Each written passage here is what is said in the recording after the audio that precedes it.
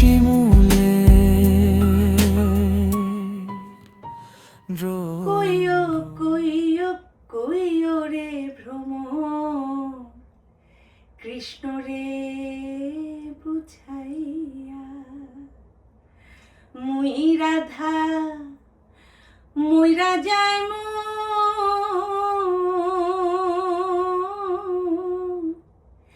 কৃষ্ণ হারা হইয়া রে ভ্রমর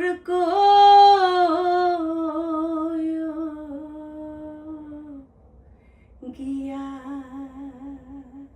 নারী মানেই এক অদ্ভুত শক্তি, যে হাসি মুখে সব সামলাতে পারে।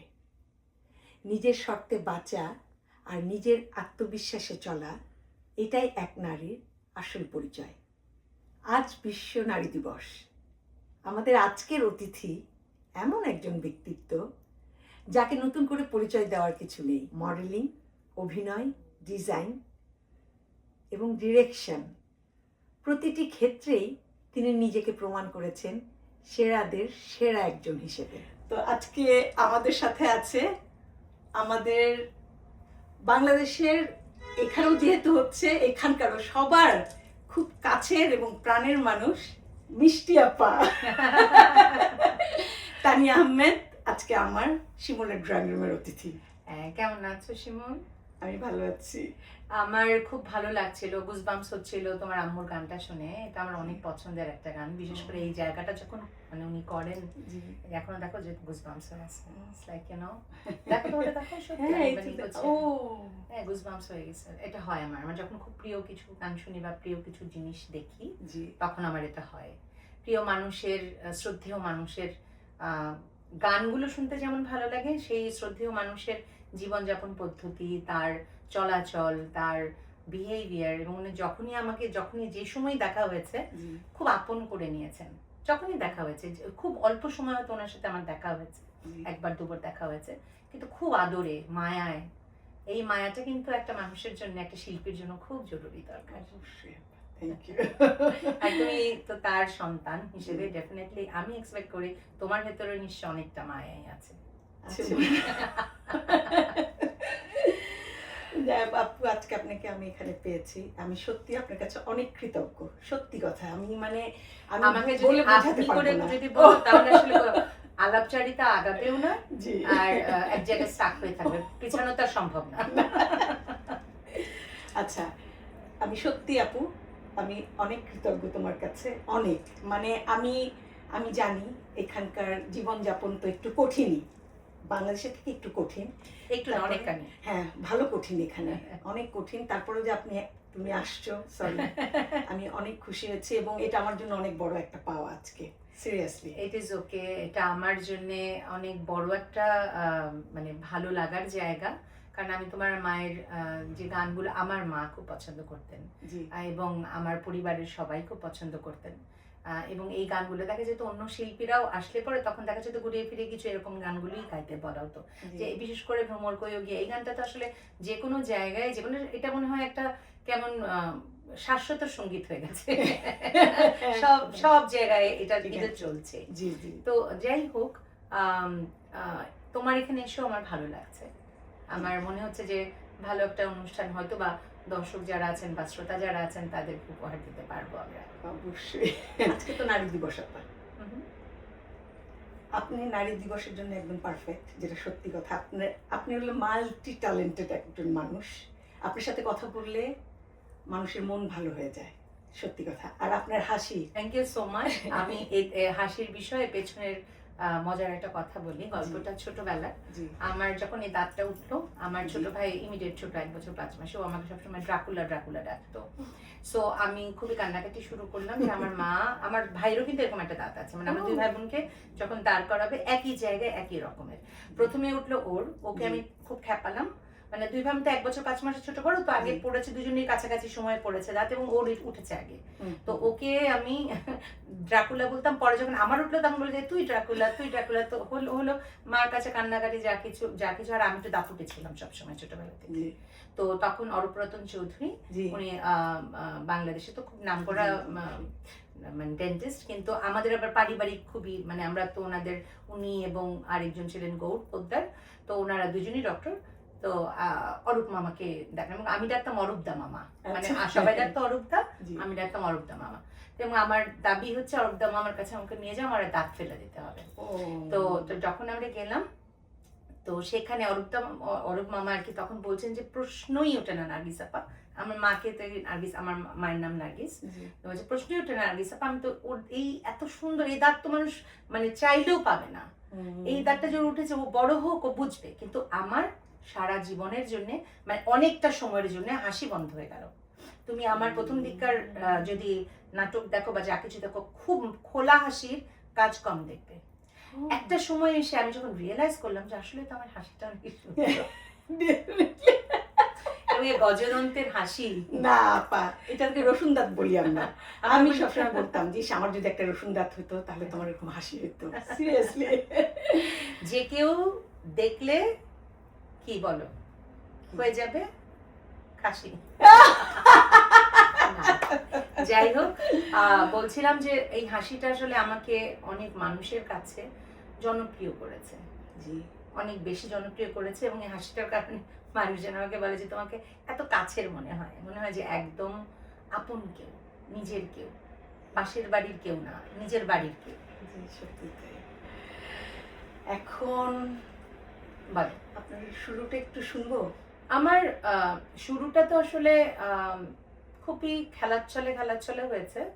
আমার ছোট ভাইয়ের ফ্রেন্ড, ওই যে আমি বললাম, ওর সাথে আমার অনেক দিক থেকে আসলে অনেকভাবেই মিলে গেছে, এভাবে যে ওর ফ্রেন্ডসরা তখন মডেলিং করতো।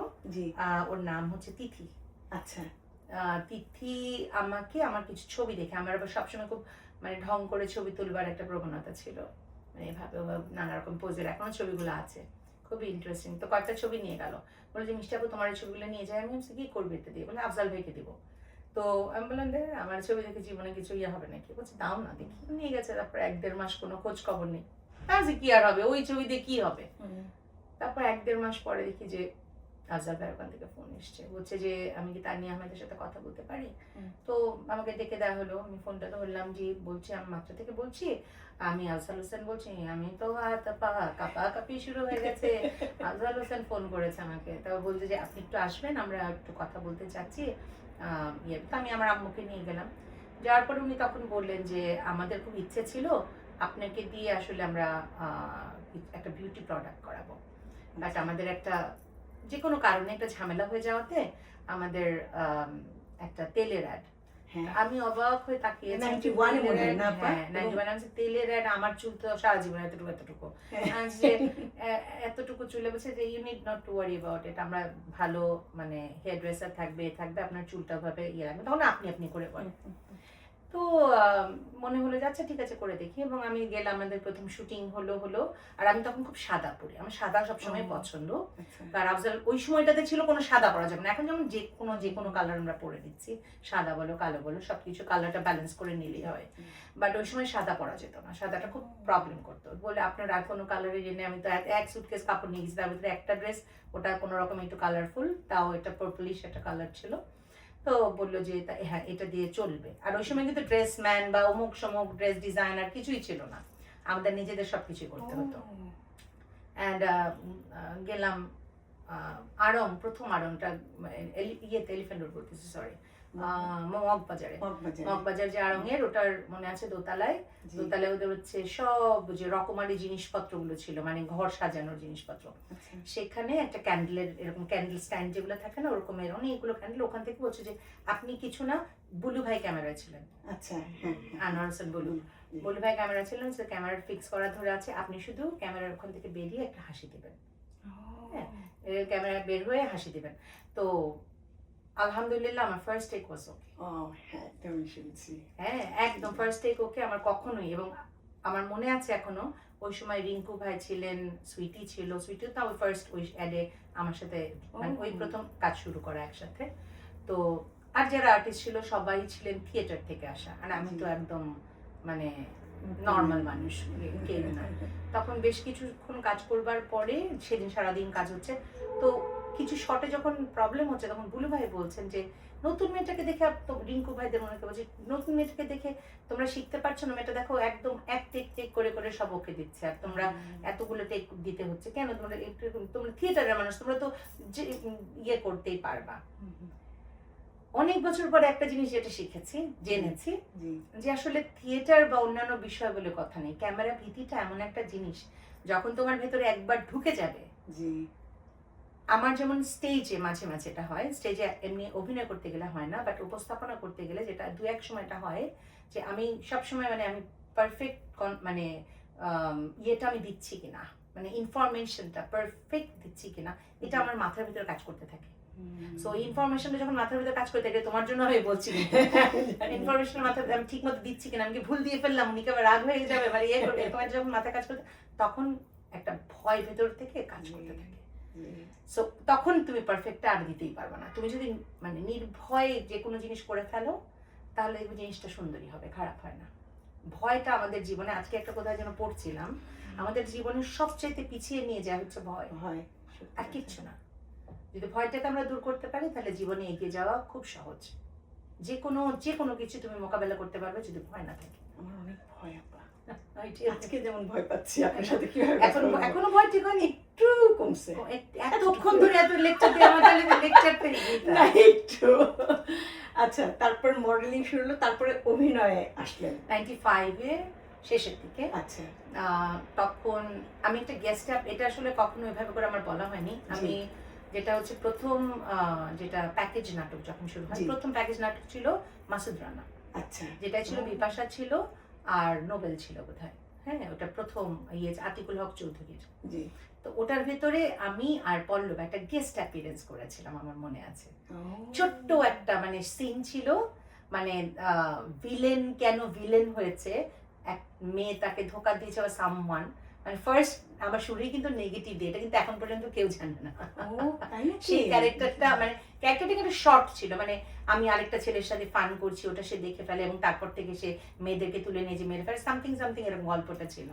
সেই মেয়েটা করেছিলাম আমি, এটা আমি করেছিলাম, কিন্তু আমি তো আর জানি না যে কি ক্যারেক্টার, তখন তার এগুলো বুঝি না। আমাকে বলা হয়েছে যে আতিক ভাই এরকম নিয়ে চাচ্ছে, আমি আর পল্লব দুজনে খুব আমরা মডেলিং এর মতোই, যেরকম মডেলিং হিসেবে মানে মডেল হিসেবে যে কাজ যখন করি, ক্যামেরার সামনে ফান করছি এ করছি, ওগুলো করেছি।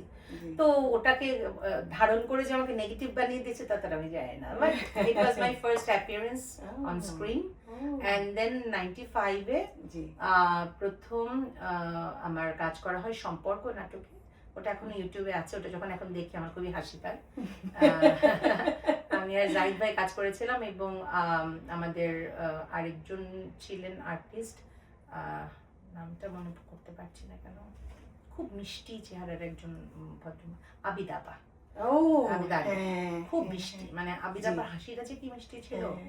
তো ওনারা ছিলেন, আর ফারিয়া হোসেনের পরিচালনা, অরুণ চৌধুরীর লেখা, আনোয়ার হোসেন বুলু ক্যামেরায়, চারিদিকে সব মানে বাঘা বাঘা মানুষ, তার ভিতরে আমি তো ঘোর দৌড় দিচ্ছি, আমি যখন স্কুলে কথা বলি তো যখন অভিনয়, এখন যেমন অভিনয় যখন যে ক্যারেক্টারটা যেরকম আসে আমি সেভাবে অভিনয়টা করি, কিন্তু ওই সময়টা কি হতো, মানে যা কিছু বলছি সবই মনে হয় মানে ভর ভর ভর ভর করে বলে যাচ্ছি, আর ওদিকে খালি আমার মনে আছে ইয়ে জাহিদ ভাই আর আবিদা আপা, ওনারা খালি বলছে তানিয়া লাগাম লাগাম। তো তারপর আমার মা খুব ভালো অভিনেত্রী ছিলেন তার কলেজ লাইফে, এবং সে আরপি সাহার যত নাটকগুলো হতো স্টেজ পারফরমেন্স, সো আম্মু সবসময় ওখানে মেইন কাস্ট করতেন। তো আরপি সাহা ডেকে আমার নানা রানীকে বললেন যে আপনার মেয়েটা এত ভালো অভিনয় করে, ওকে আমি কলকাতায় পাঠিয়ে লেখাপড়া মানে এটার উপর পড়ালেখা করাতে চাই। পরের বন্ধে নিয়ে এসে বিয়ে দিয়ে দেওয়া হলো আমার মাকে। তো আমার মার ভেতরগত জায়গায় অভিনয়টা ছিল, এবং আমি যখন অভিনয় শুরু করেছি তখন আমার মা আমার অভিনয়ের অনেকটাই, আমি যদি বলি যে আজকে আমি ভালো অভিনেত্রী কতটুকু, সেই জায়গায় আমার মায়ের কৃতিত্ব আম্মু কিন্তু কোনোদিন কোনো স্টেজে গিয়ে বা মানে সরি কোনো সেটে গিয়ে কোনোদিন আম্মুকে কোনোদিন কেউ দেখবে না, যে থাকে না যে অনেক মায়েরাই নাকি আমি শুনি যে এটা ওটা। আমার মা একটা কর্নারে বসে থাকতেন চুপচাপ, এবং আমার মার সাথে কিন্তু আফজাল ভাই, তারপর সানা ভাই, মানে ওনারা আম্মুকে যে কি পরিমাণ পছন্দ করতেন, কারণ আম্মু হচ্ছে রাজনীতি করা মানুষ, আম্মু হচ্ছে সামনে যুদ্ধ করা মানুষ, মানে ওরকম টাইপের ফ্রন্ট লাইনার্স ছিলেন, বাট সবসময় একটু চুপচাপ থাকতেন। আমিও যেমন আমার বাচ্চাদেরকে নিয়ে কোথাও গেলে পরে আমি চুপ, তুমি তোমার মতো করো। তো যাই হোক, আম্মু আমাকে যদি আমার অভিনয়ের ক্ষেত্রে যদি পার্সেন্টেজে তুমি বলো, তাহলে বলবো যে আমি 40% আমার মায়ের কৃতিত্ব। এই কারণেই বলবো শুরুর দিকটাই আমার মা সবসময় বলতেন তোমার এই জায়গাটা ভালো হয়নি, এই জায়গাটা ভালো হয়নি, এই জায়গাটা এভাবে বলো, এই জায়গাটা এভাবে বলো, স্ক্রিপ্ট তো দিয়ে দিত তখন। তারপর আম্মু আমাকে একটা ক্যাসেট প্লেয়ার কিনে দিল, বলে দেখো নিজে হচ্ছে নিজের সবচাইতে বড় তোমার কি বলে সমালোচক। তুমি যদি নিজের সমালোচনা নিজে করতে পারো, তার চাইতে বড় তুমি নিজেকে শুদ্ধ করতে গেলেও নিজেকে নিজেরটা দেখতে হবে। তো তুমি যখন ডায়লগগুলো বলো, আগে রেকর্ড করবে, তারপর নিজে শুনবে, তুমি শুনলেই তুমি বুঝতে পারবে যে তুমি কতটুকু ভুল করছো। And it made me like something like একদমই ডিফারেন্ট একটা জায়গায় পৌঁছে গেলাম আমি, কারণ আমি এত অল্প সময়ে দেখা গেছে যে আমি যে পুরস্কার, বাচ্চাশেষ পুরস্কার বা যা কিছু এত অল্প সময় আমি পেয়েছি, নিউ কামার হিসেবে না, কিন্তু আমি কিন্তু কম্পিট করে অন্যান্যদের সাথে একটা থাকে যে নিউ কামার হিসেবে আমি দিয়ে দিলাম না, কঠিন কঠিন নাটকের জন্য আমি কিন্তু ভালো ভালো মানে ইয়েগুলো পেয়েছি, পুরস্কৃত হয়েছে। বাংলাদেশের টপ মোস্ট তো শুধুমাত্র নাটকে কিন্তু বাচ্চাশেষ, তার উপরে তো নেই, ন্যাশনাল অ্যাওয়ার্ড তো পরে পেয়েছি, কিন্তু এটা আমার মায়ের কৃতিত্ব আমি মনে করি অনেকখানি। আর যুবদা খালেদ খান যুবরাজ, ওনার কাছে আমি অনেকটাই কৃতজ্ঞ। যুবদা এবং আমাদের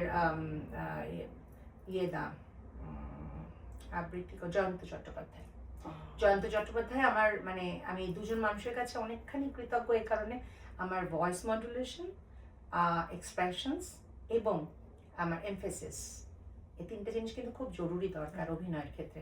আমি থিয়েট্রিক্যাল অনেক থিওরি আমি বলতে পারবো না, অনেক কিছু আমি বুঝিও না, জানিও না, কিন্তু আমি অভিনয়ের ক্ষেত্রে একটা জিনিস বুঝতে পারি, তুমি যদি তোমার আবেগটা নিয়ে তুমি যদি তোমার, আরেকবার বলবো,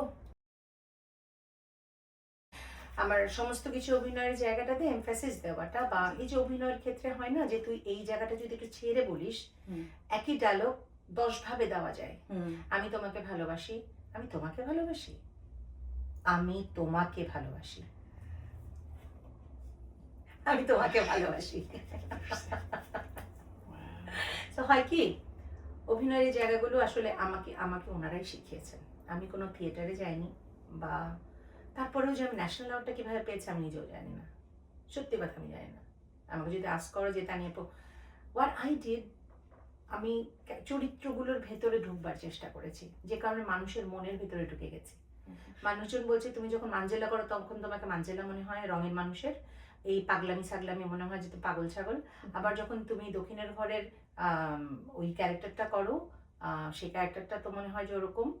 দক্ষিণের ঘরের মানে বন্যার সাথে আমার প্রথম পরিচয়, কিন্তু আমার বন্যার বন্ধুকে জানিস, বন্ধু হচ্ছে আমার মা।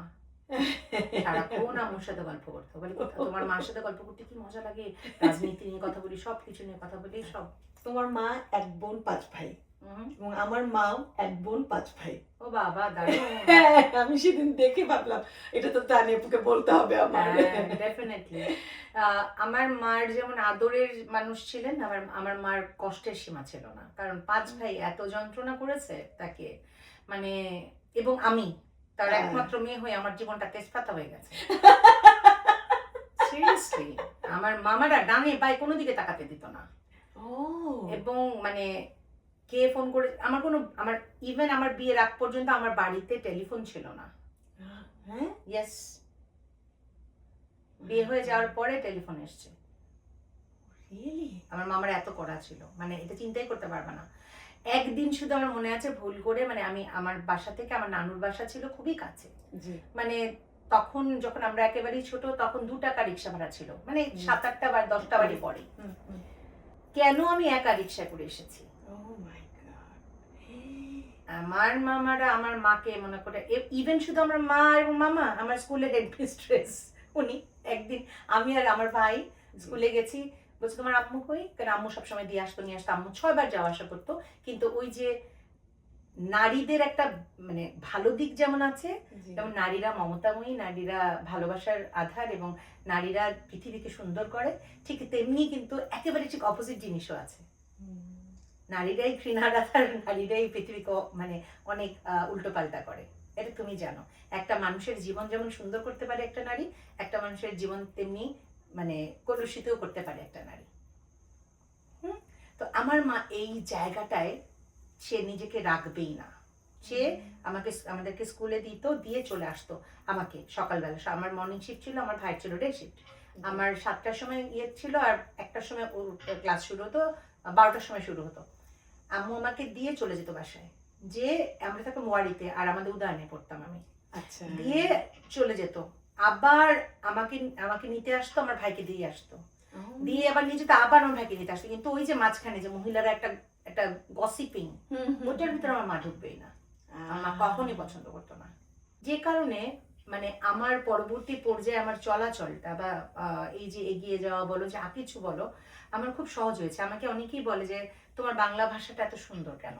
এই সৌন্দর্যের মানে মূল জায়গাটা হচ্ছে আমার মা। আমার মা বাংলা সাহিত্যে ঢাকা ইউনিভার্সিটি থেকে সেই সময় মাস্টার্স করা, এবং আমার মায়ের বাংলা আমরা কখনোই, আমরা পুরনো ঢাকায় ছিলাম তো আমাদের আশেপাশে আইছি গেছি করছি হয়েছিল, তো তো আমার মা আমাদের 2 ভাই বোনকে কোনো সময় মানে অশুদ্ধ ভাষা, কেন অশুদ্ধ ভাষায় কথা বলছো, শুদ্ধ ভাষা কথা বলো। ইভেন আমার দেশ যে বরিশাল, আমি যতক্ষণ পর্যন্ত বরিশাল ভাষা টান না দেবো এই পর্যন্ত তোমরা কিন্তু বুঝতে পারবে না। বললাম যে ওটা তাই না, যতক্ষণ পর্যন্ত না বলবো ততক্ষণ পর্যন্ত বোঝার উপায় নেই। সেটাই। তো ওটাই আমার মায়ের কৃতিত্ব, মানে এত সুন্দর করে শুদ্ধ ভাষায় কথা বলা। যদি আমার ভাইটা ভুলে গেছে সেসব কিছু, সে এখন অশুদ্ধ ভাষায় কথা বলে।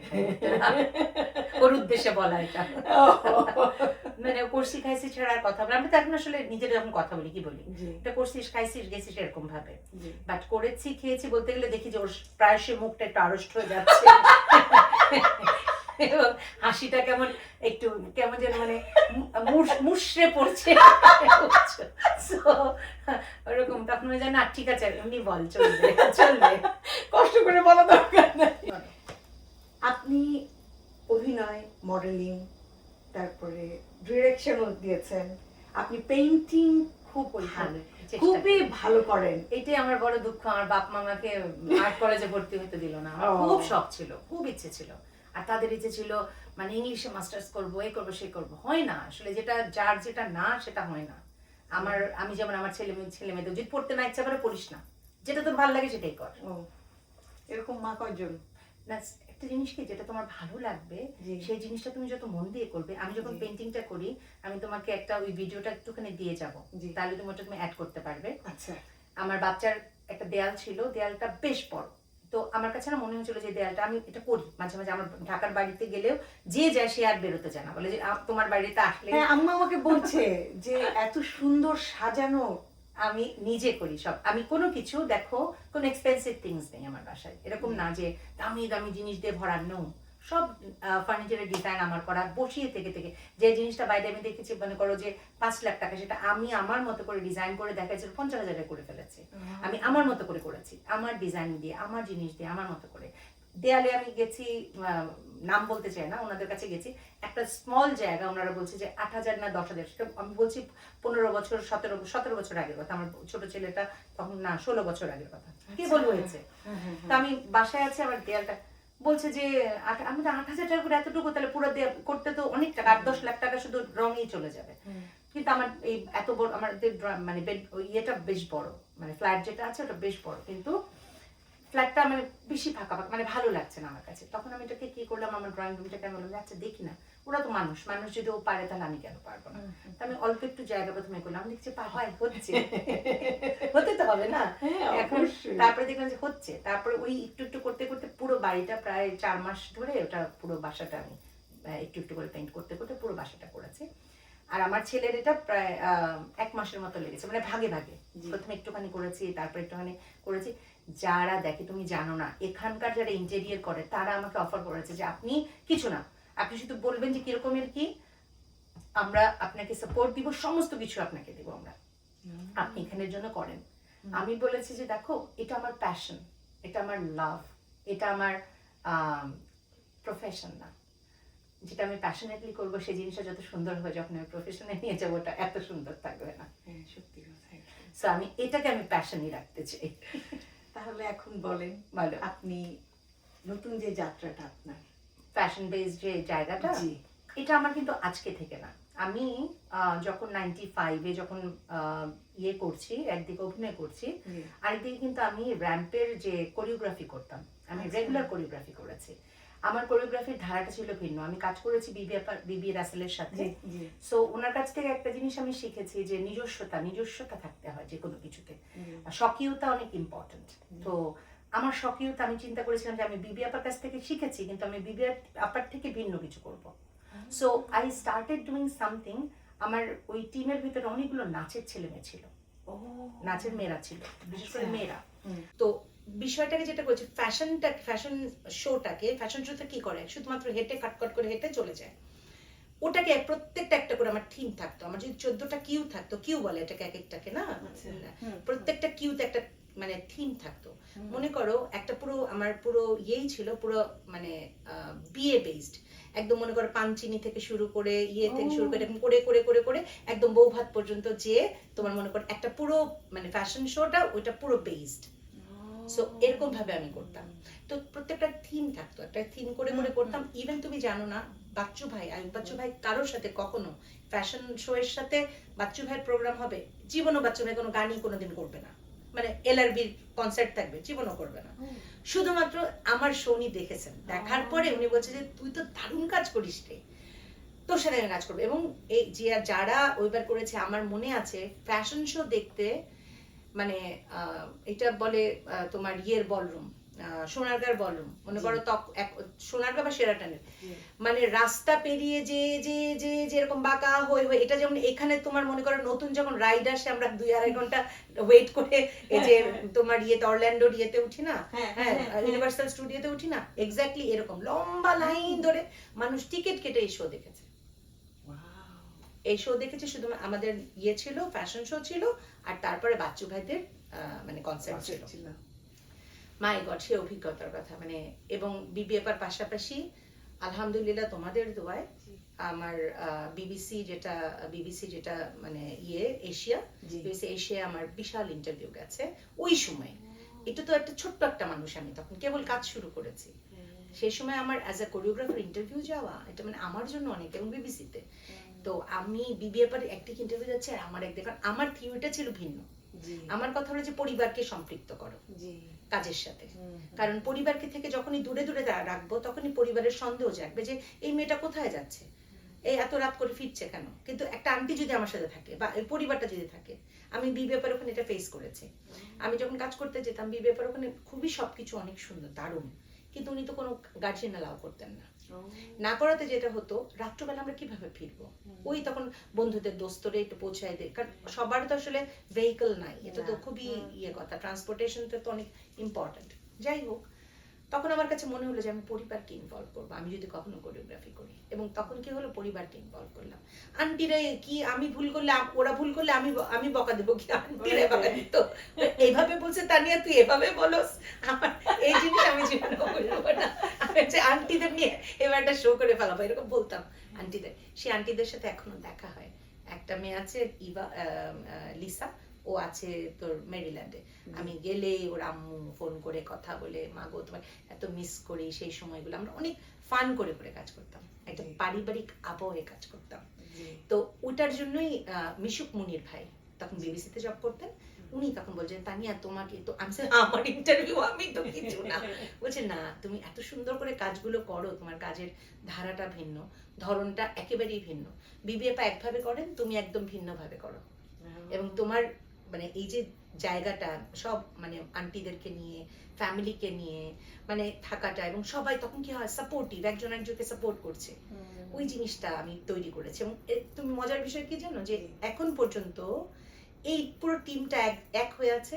আমরা প্যান্ডেমিকের সময় পুরো একটা বছর একটা টাইম ফিক্স করা থাকতো, যে যেখানে আছে ওয়ার্ল্ডের, যে যেখানে আছে, কেউ অস্ট্রেলিয়া আছে, কেউ আমেরিকায় আছে, কেউ কানাডায় আছে, কেউ মানে বিভিন্ন জায়গায়, লন্ডনে আছে, সব একটা টাইম বেঁধে নিয়েছে, টাইম কিভাবে করে আমার সাথে কথা বলতো, সব এরকম 8টা-10টা মিলে প্রতিদিন কেউ না কেউ কথা বলছে। কিন্তু ওই টিমটা, ওরা কিন্তু এখন ফ্যামিলির মতো হয়ে গেছে। এবং জি। আন্টিরা আন্টির সাথে বন্ধু, মানে হ্যাঁ, এই যে জিনিসটা ওটা আমি করেছি, ওটা আমি চেষ্টা করেছি যে একটু ভিন্নতা আনার, জি এটাই। এবং কোরিওগ্রাফি করতে করতেই আসলে আমার ডিজাইনিং এর কথা বলছে তো, ওই সময় আমার ফ্যাশন ডিজাইনিংটা এমন ভাবে হতো, জি আমার র্যাম্পের কাজ আমি কিভাবে করতাম মনে করো, নিতাম হচ্ছে একটা যাদের ড্রেস আছে তাদের না, আমি নিতাম যাদের ফ্যাব্রিক্স আছে তাদের, তাদের শো করতাম, মনে করো বেক্সি ফ্যাব্রিক, জি হ্যাঁ, জি অথবা তোমার মনে করো আমাদের ড্যান্ডি ডাইং জি জি ছিল, ওদের সব ফ্যাব্রিক্স। তারপরে তোমার আরেকটা ফ্যাব্রিক্স ছিল, ওনার ভাইয়াদের নাম মনে আছে কিন্তু নামটা কি আর ঠিক মনে নেই, কাজল ভাইদের, ওনাদেরও একটা ফ্যাব্রিক্স এরিয়া ছিল, তো ওনাদের সাথে আমি রেগুলার প্রতি বছর একটা করে বিশাল শো করতাম। ওনাদের শুধু কাপড়টা থাকতো, পুরো ডিজাইনিং আমি করতাম, সব কি পরবে না পরবে এভরিথিং। আজকে তোমরা যে স্লিট জিন্স পরো এরকম ডিভাইডার, এরকম তোমার ডিভাইডার মতো, মানে যেটা তোমার বেল বটম বলি, বেল বটম দেখবে এখন বিদেশিরা পরে সাইড স্লিট হ্যাঁ করা, হ্যাঁ হ্যাঁ, হ্যাঁ এটা আমি পরিয়েছি ওদেরকে 96-এ। ও আগেকার ফ্যাশন গুলা তার মানে। সেটা বলছি না, আমি বলছি 96-এ পড়েছি, বাংলাদেশের ফ্যাশন তো আর ওদের জানার কথা না, না। কিন্তু এই যে চিন্তাটা তো অত বছর পিছনে করেছে। Hmm, so the thing is like I tried, ওই সময় থেকে আমি করতাম কাজ। তো আফজাল ভাইয়ের সাথে কাজ করতাম, যে আস্তে আস্তে আমি ইয়েকেও বলছিলাম, মুন্নিকেও বলছিলাম যে আফজাল ভাইয়ের বিভিন্ন কাজে আমি সবসময়, বস কি করতে হবে বলেন, তানিয়া এটা দেখ, এই মেয়েটার এই ড্রেসটা তো ভালো ইয়ে হচ্ছে না, নতুন ড্রেস কি কি করা যায়, কি সব কিছু আমি হেল্প করতাম। তো ওটা করতে করতে মাথার ব্যাক অফ মাই মাইন্ডে ছিল যে I can do something like unique, একটু ডিফারেন্ট কিছু করতে পারি, চেষ্টা করি, দেখি না করি কেমন হবে। তারপরে সংসারের চাপে বাচ্চাদের এর কারণে অনেক কিছু হয়ে ওঠে নাই, পরবর্তী পর্যায়ে তো অভিনয় নিয়ে এত ব্যস্ত হয়ে গেছি, জি।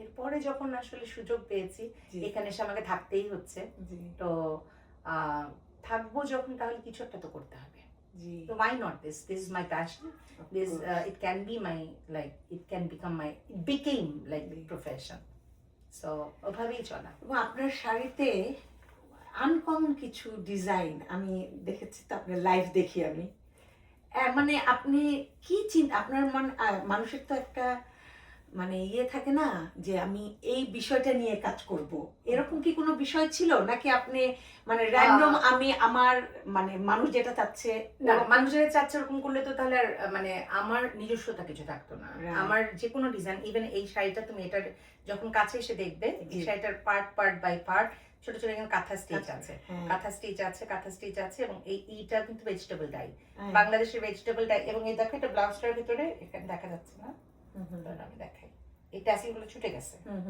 এখানে ছোট ছোট এই যে ছোট ছোট ছোট ট্যাসেল দাও, পুরো ট্যাসেল করা ছিল। আর এতবার এই ব্লাউজটা আমার অনেক পছন্দের, যে দেখে সেই খালি নিয়ে নিতে চায়, যেটা কালার কম্বিনেশন এন্ড স্টাফ। এই যে দেখো এখানে একটা ছিল, এগুলো ছুটে গেছে এনিওয়েজ, এগুলো ছোট ছোট ট্যাসেলস করা ছিল, পুরো ব্লাউজটা ওইভাবে ছিল। আমি when I do something I don't know, মানে যখন আমি কালার করি না, আমার মনে হয় আমার উপরে কিছু ভর করে, আই ডোন্ট নো এনিথিং, বিশ্বাস করো।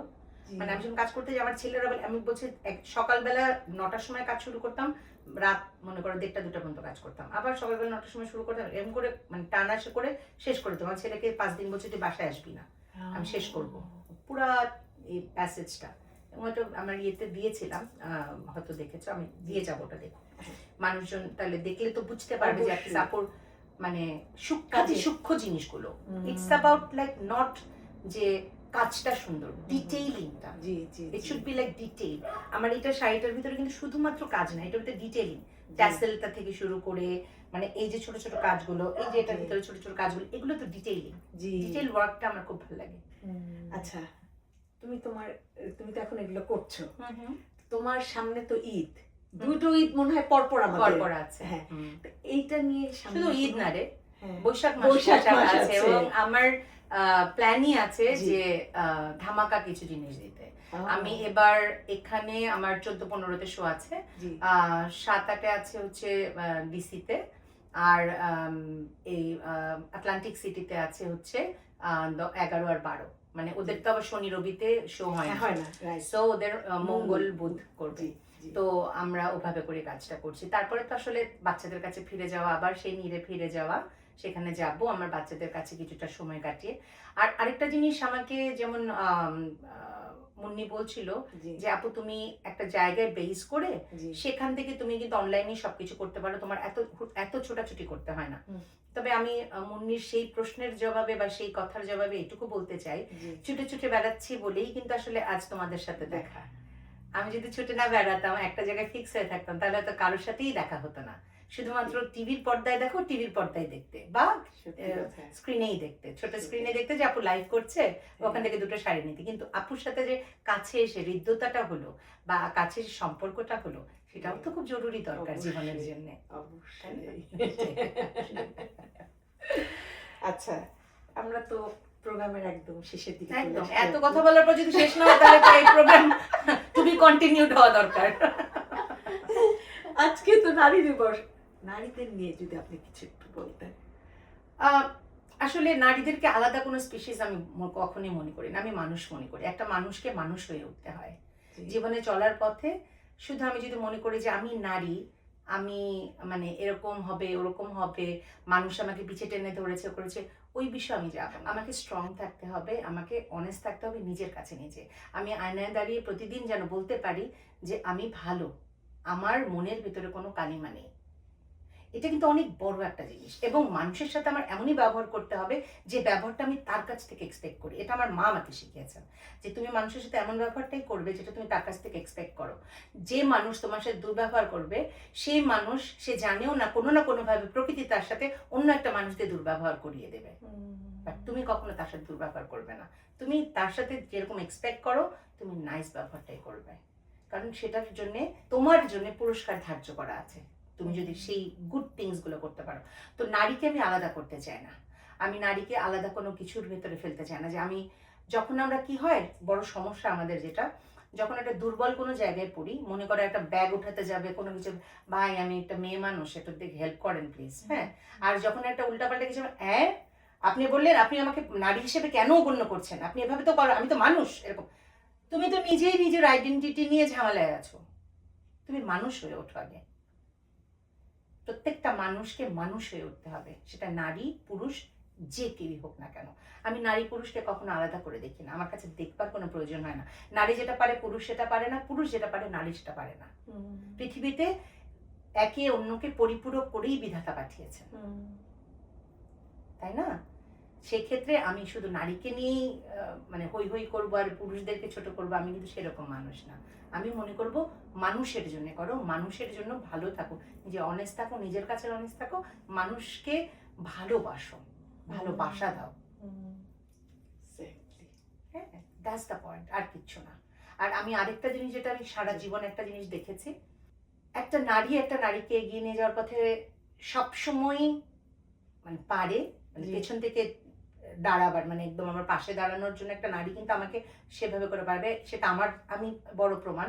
আমার মা, আমার নানি এবং আমার বড় মামি, তিনজন নারী আমার জীবনে অনেক বড় ভূমিকা রেখেছে।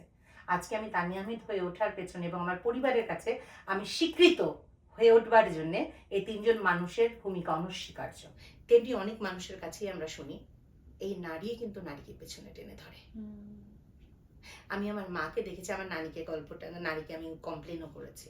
আচ্ছা, তোমার 5টা ছেলে আর একটা মেয়ে বলে তুমি আমার মাকে তুমি সবসময় হোস্টেলে রেখেছো যেন মেয়ে নষ্ট না হয়ে যায়। কিন্তু তোমার যদি 5টা মেয়ে আর একটা ছেলে থাকতো, তাহলে কিন্তু তুমি টোটালি রিভার্স করতে।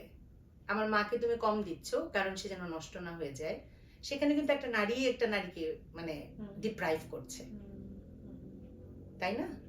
সো আমি যেটা মনে করি, পুরুষকে আমরা অনেক কিছুই বলি, কিছু কিছু ক্ষেত্রে exception cannot be an example. Exception তো এক্সাম্পল হতে পারে না, কিন্তু বেশিরভাগ ক্ষেত্রে দেখবে একটা পরিবার সুন্দর, সুষ্ঠু, সংস্কৃতমনা, মানে যা কিছুই বলো না কেন, তার পেছনে একজন মায়ের ভূমিকা অনস্বীকার্য। একজন মাই একটা পরিবারকে পারে সুন্দর করে দাঁড় করাতে, একটা মাই পারে একটা বাচ্চাকে সামনে পজিটিভ ভাবে নিয়ে যেতে।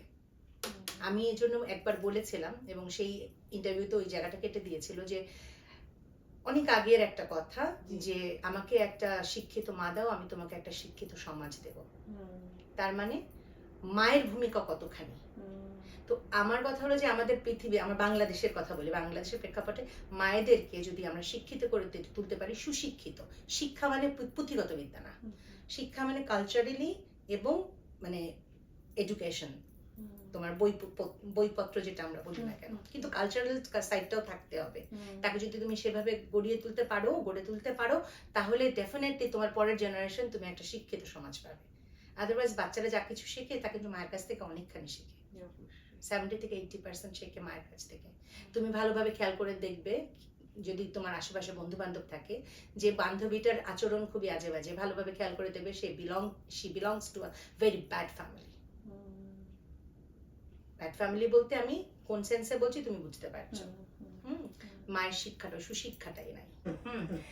অনুষ্ঠান তো শেষ করতে চাচ্ছ, বলছো বারে বারে যে শেষ করি। কিন্তু তোমার একটা গান না শুনে যদি আমরা অনুষ্ঠানটা শেষ করি, সেটা তো আসলে অনুষ্ঠানের জন্য খুব একটা কি ভালো হবে? বা আমার জন্য কি একটা পুরস্কার ছোট্ট আমি পাওনা না? অবশ্যই আমি প্রাপ্য না? অবশ্যই যোগ্য না? আপনি সব। ওকে, ঠিক আছে। আচ্ছা, আমি একটা গান করি, আমার খুব পছন্দের গানটা। আম্মা তো ফোক গায়, কিন্তু আমি আধুনিক গান, ছোটকাল থেকে আমার ইচ্ছা ছিল যে আমি আধুনিক গান করব। তো একটা গান আমার খুব পছন্দের, সেটা হলো আপনার মামার মুভির গান। বুকে আছে মনে আছে আশা, আশা থেকে হয় বুঝি ভালোবাসা। সবাইকে অনেক অনেক শুভেচ্ছা।